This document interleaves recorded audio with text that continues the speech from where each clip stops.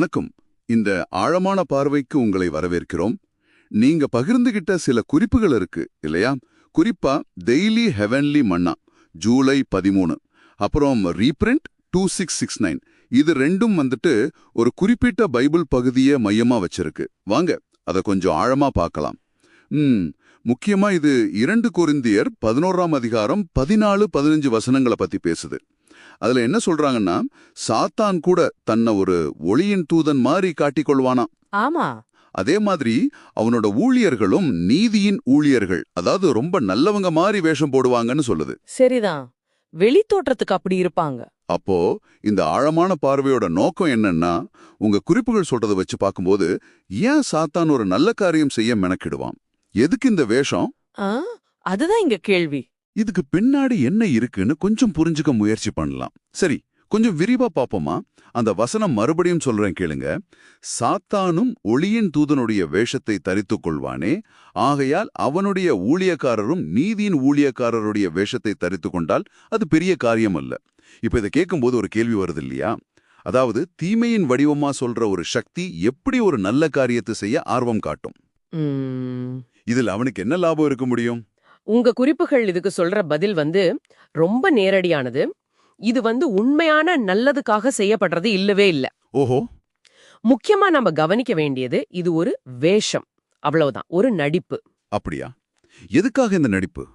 எதுக்காகன்னா மக்களை இந்த குறிப்புகள் எதை உண்மையான வழின்னு சொல்லுதோ, அதாவது உலகின் ஒளி, கிறிஸ்துவின் சிலுவை, பைபிள், இந்த மாதிரி விஷயங்கள்ல இருந்து திசை திருப்புறதுக்கு, அவங்கள வேற சில போதனைகள் பக்கமோ வேற நம்பிக்கைகள் பக்கமோ இழுக்கிறதுக்கு தான் இந்த தந்திரம். ஓ, அப்போ இது சாதாரண ஏமாத்து வேலை இல்ல. இல்ல. முடிஞ்சா தெரிந்து கொள்ளப்பட்டவர்களையே, அதாவது ரொம்ப உறுதியா இருக்கிற விசுவாசிகளையே குறி வச்சு அவங்கள வஞ்சிக்கிறதுக்கான ஒரு திட்டம்னு உங்க குறிப்புகள் சொல்லுது. சரியா சொன்னீங்க. அதுதான் ரொம்ப முக்கியம். சாதாரண மக்களை ஏமாத்துறதை விட உறுதியா இருக்கிறவங்கள குழப்புறது தான் அவனோட பெரிய நோக்கமா இருக்கலாம். இது இன்னும் ஆழமா போகுதே. ஆமா. இதை இன்னும் கொஞ்சம் பெரிய படமா பார்த்தோம்னா, உங்க குறிப்புகள் இன்னொரு சுவாரஸ்யமான விஷயத்தையும் சொல்லுது. என்னது? சாத்தான் இந்த மாதிரி சில வேலைகளை, அதாவது நோய்களை குணப்படுத்துற மாதிரி பார்க்க நல்லதா தெரியற விஷயங்களை செய்யும்போது, ஆமா, அது ஒரு விதத்துல அவனோட அதிகாரம் வீழ்ச்சி அடையுது அப்படிங்கறதோட அறிகுறியா இருக்கலாம்னு ஒரு வாதத்தை வைக்குது. அப்படியா? இது கொஞ்சம் வித்தியாசமா இருக்கே. நல்ல காரியம் செஞ்சா அது எப்படி வீழ்ச்சியின் அறிகுறியாகும்? எப்படி சொல்றது? இது ஒரு நேரடி பலம் இல்ல, இது ஒரு தந்திரம். அதாவது அவனோட சிம்மாசனம் ஆட்டம் காணுது, அவனோட உண்மையான பலம் குறையுது அப்படிங்கிறதுக்கான ஒரு வெளிப்பாடா இருக்கலாம். ஓ, ஒரு டெஸ்பரேட் முயற்சி மாதிரி. ஆமா, கிட்டத்தட்ட அப்படிதான். இது எதிரியோட கடைசி கட்ட தந்திரங்களா இருக்கலாம். அவனோட பிடி தளரும்போது இந்த மாதிரி வேலைகள்ல இறங்குவான் அப்படின்னு அந்த குறிப்புகள் ஒரு விளக்கத்தை கொடுக்குது. இது உண்மையிலே கொஞ்சம் யோசிக்க வைக்குது. அப்போ உங்க குறிப்புகளோட விளக்கத்தின்படி சில தீய சக்திகள் செய்யற நல்ல காரியங்கள் மாதிரி நமக்கு தோணுற விஷயங்கள் கூட ஆழமா பார்த்தா வெறும் ஏமாத்து வேலையா இருக்கலாம். குறிப்பா இந்த மாதிரி விஷயங்கள் ஒரு முடிவு கால சூழ்நிலை நெருங்கும் போது அதிகம் நடக்கும்னு இந்த குறிப்புகள் சொல்லுது. ஆமா, அது ஒரு முக்கியமான பாயிண்ட். வெளி தோற்றத்தை மட்டும் வச்சு எதையும் நம்பிட முடியாது. சரிதான்.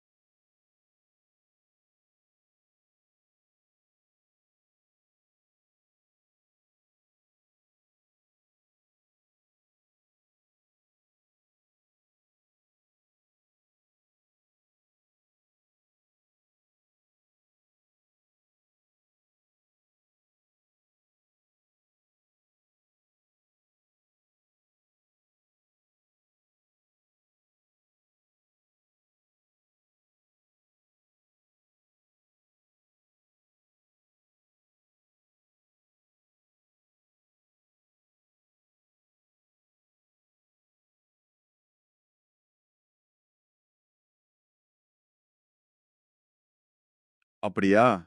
இது கொஞ்சம் வித்தியாசமா இருக்கே. நல்ல காரியம் செஞ்சா அது எப்படி வீழ்ச்சியே நரிகுறியாகும்? எப்படி சொல்றது? இது ஒரு நேரடி பலம் இல்ல. இது ஒரு தந்திரம். அதாவது அவனோட சிம்மாசனம் ஆட்டம் காணுது, அவனோட உண்மையான பலம் குறையுது அப்படிங்கிறதுக்கான ஒரு வெளிப்பாடா இருக்கலாம். ஓ, ஒரு டெஸ்பரேட் முயற்சி மாதிரி. ஆமா, கிட்டத்தட்ட அப்படிதான். இது எதிரியோட கடைசி கட்ட தந்திரங்களா இருக்கலாம். அவனோட பிடி தளரும் போது இந்த மாதிரி வேலைகள்ல இறங்குவான் அப்படின்னு அந்த குறிப்புகள் ஒரு விளக்கத்தை கொடுக்குது. இது உண்மையிலே கொஞ்சம் யோசிக்க வைக்குது. அப்போ உங்க குறிப்புகளோட விளக்கத்தின்படி சில தீய சக்திகள் செய்யற நல்ல காரியங்கள் மாதிரி நமக்கு தோணுற விஷயங்கள் கூட ம். ஆழமா பார்த்தா வெறும் ஏமாத்து வேலையா இருக்கலாம். குறிப்பா இந்த மாதிரி விஷயங்கள் ஒரு முடிவு கால சூழ்நிலை நெருங்கும் போது அதிகம் நடக்கும்னு இந்த குறிப்புகள் சொல்லுது. ஆமா, அது ஒரு முக்கியமான பாயிண்ட். வெளித்தோற்றத்தை மட்டும் வச்சு எதையும் நம்பிட முடியாது. அப்போ இதிலிருந்து உங்களுக்காக ஒரு இறுதி சிந்தனை. ஒரு செயல் பார்க்கறதுக்கு எப்படி இருக்குங்கிறத விட, ஆமா. அதுக்கு பின்னாடி இருக்கிற உண்மையான நோக்கம் என்னன்னு பார்த்து, ஒரு ஏமாற்றத்தை எப்படி கண்டுபிடிக்கிறதுன்னு சொல்ற இந்த பழமையான பார்வை. ம். இன்னைக்கு நாம வாழ்ற நவீன உலகத்துக்கு, இவ்ளோ தகவல்கள், இவ்ளோ செல்வாக்குகள் இருக்கிற இந்த காலத்துக்கு இது எந்த அளவுக்கு பொருந்தும்? நல்ல கேள்வி. இந்த குறிப்பிட்ட இறையியல் பார்வைக்கு வெளியேயும் இதுக்கு ஏதாவது முக்கியத்துவம் இருக்கான்னு நீங்களே கொஞ்சம் யோசிச்சு பாருங்க. வெளித்தோற்றத்துக்கும் உண்மைக்கும் உள்ள வித்தியாசத்தை எப்படி பார்க்கறது? இது ஒரு சிந்தனைக்குரிய விஷயம்.